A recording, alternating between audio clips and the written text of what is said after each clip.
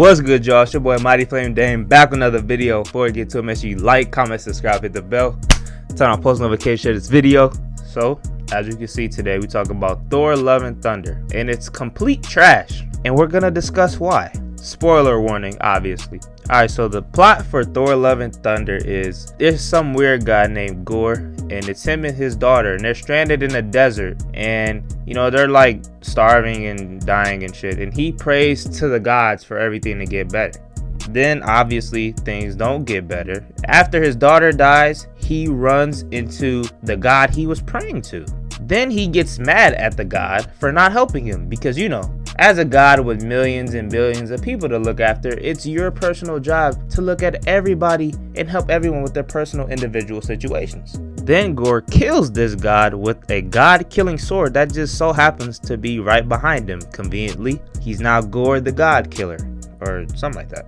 Then we find out this stupid bitch, I mean Jane Foster, has stage 4 cancer. She then comes to the conclusion that Viking space magic will cure her cancer. What person above the age of 10, especially a fucking scientist, would think Viking space magic will Viking space magic will cure a terminal illness? Then we find ourselves in New Asgard. Then we went into the king of Asgard, Valkyrie. Because you know, women can be kings, just like men are queens, and girls are princes, and boys are princesses. Now, let's talk about Thor. No, not this one. What has Thor been doing since he dissed his people and his responsibilities as a ruler? Nothing!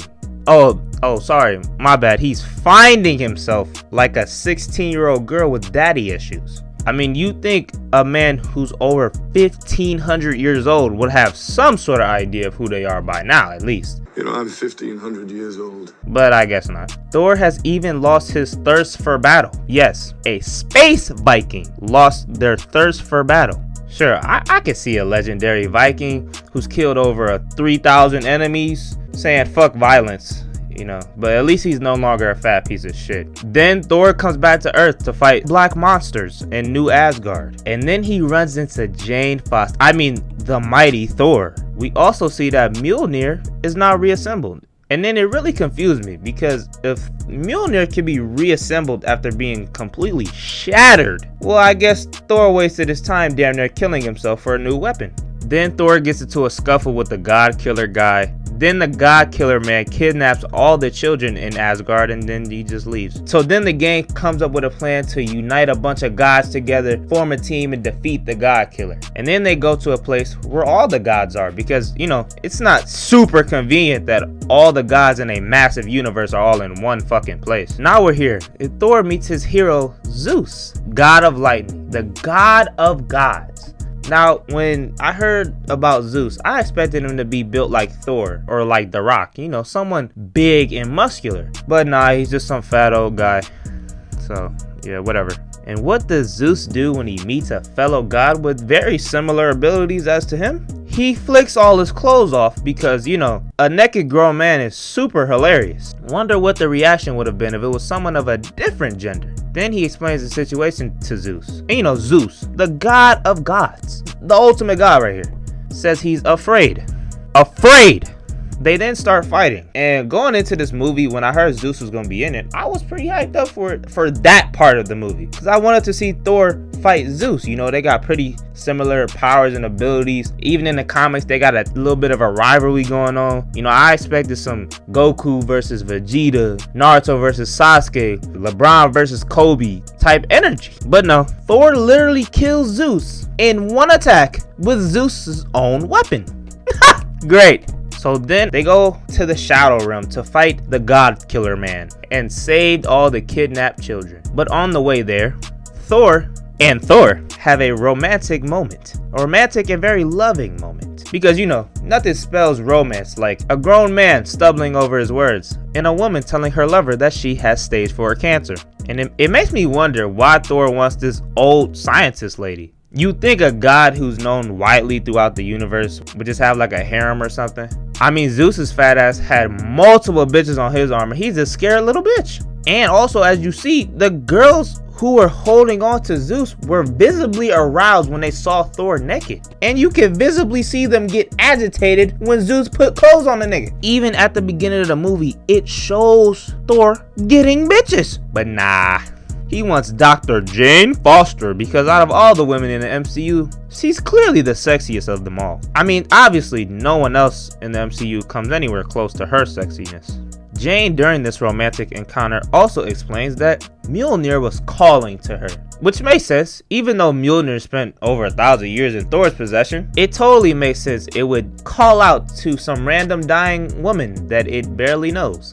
Now we're here in the Shadow Realm, and the kids are gone because it was just a trap to lure Thor there so that the God Killer man can steal Stormbreaker from him and use Stormbreaker to get to Infinity. And whoever gets to Infinity, which is the center of the universe, whoever gets there first can make any wish they want. There he'll wish for all the gods to die. And the whole Infinity thing is really fucking retarded because all the work you go through to try to accomplish something, you just go to the center of the universe and wish for it. Like, bro, Thanos wasted all that time going after the Infinity Stones, killing all these people to get them and shit, when all the nigga had to do was go to Infinity and be like, yo, erase half of these niggas from existence. Bro, wasting his time. And all the work the Avengers did to bring everybody back, time traveling and all that shit, they didn't have to do any of that. All they had to do is go to Infinity and wish for it. Then a fight happens. Then Thor takes the cancer patient to the hospital because, you know, she's fucking dying. How a woman with stage 4 cancer is fighting super powerful people? You tell me. Thor goes to get the children and stop Gore, but when he arrives, Gore sends more black monsters, and to help him defeat the monsters, Thor shares all of his powers with the kids. So now all the kids have Thor's powers, and he even calls them Thor. Now, if Thor can share his powers with people, you think he would have did that a while ago. Like, you know, when Thanos was slaughtering his family and friends and half of his people, you think he might have gave him a little something. When Thanos was planning to erase half the universe from existence, you think he'd think, let me slide some of my Avenger buddies my power.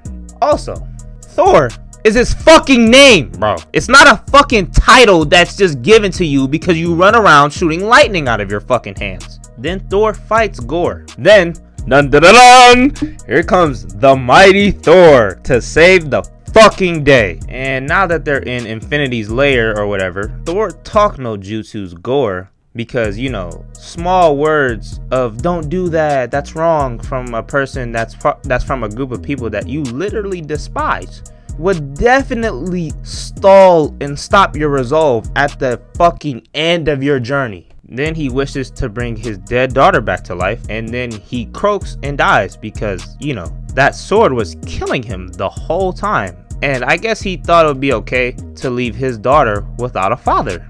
Nice. Then Jane finally dies. It's about damn time, bro. For anybody that's not religious, there is your fucking proof that God exists, bro. The bitch finally died. Also, I thought people had to be worthy to wield Mjolnir and Stormbreaker, but I guess it really doesn't matter. Anybody can just pick these weapons up now. Maybe if you have cancer, it helps you become worthy. Like, at least when you see a person like Captain America pick it up, you like, all right, that's Captain America. He seemed like a worthy type of dude. Not fucking Jane Foster, my nigga. Like, what the fuck? Then the movie is over, and Jane is credited with saving the day. Now, I expected the movie to be bad, but it was even worse than I expected. I now believe Chris Hemsworth when he said this movie was made by a 7-year-old, because nothing that happens makes sense. But to me, the movie is pretty dumb, and all it really does is humiliate Thor, which, you know, Disney has some type of boner for humiliating Thor. Thor peaked in 2018. In Infinity War, he was a legendary, inspiring, and determined space Viking god who turned the pain from the loss of his family, best friends, and people into motivation to take down a genocidal maniac. So dead brother, huh? Well, he's been dead before. You know, this time I think it really might be true. And you said your sister and your dad, Both dead. but still got a mom, though? Killed by a dark elf. A best friend? Stabbed through the heart. You sure you're up to this particular murder mission? Absolutely. Rage and vengeance, anger, loss, regret, they're all tremendous motivators. They really clear the mind, so I'm good to go.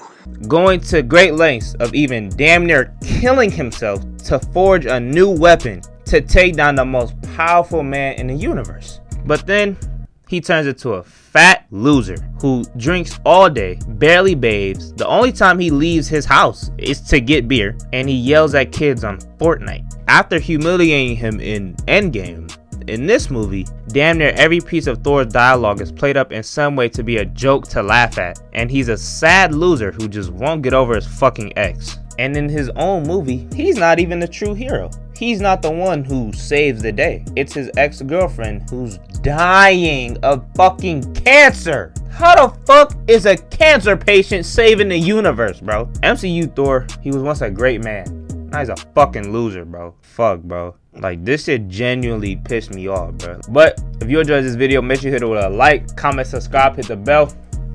Turn on post notifications, share this video. If you want to know new videos come out, make sure you follow my Instagram. I always post it on my story. I'm trying to get to 500 subs by the time I go back to school in the end of August. So at the end of August, bro, we gonna have 500 plus subs. You know what I'm saying? Maybe more like 1,500. We want to have as many subs as old as Thor is, except we know who we are because we're not dumbass. Also, there's gonna be a change in the channel. It's now gonna be my ex-girlfriend, and she's gonna be Mighty Flame Dame now. Not me. Multiple people can be Mighty Flame Dame. You know, it's not like it's my fucking name or anything. Thank y'all so much for watching. Hope you enjoyed. Tell me how you feel about Thor: Love and Thunder in the comments. If you want me to talk about movies in the future, also let me know down there. I'm out though. Catch you guys next time.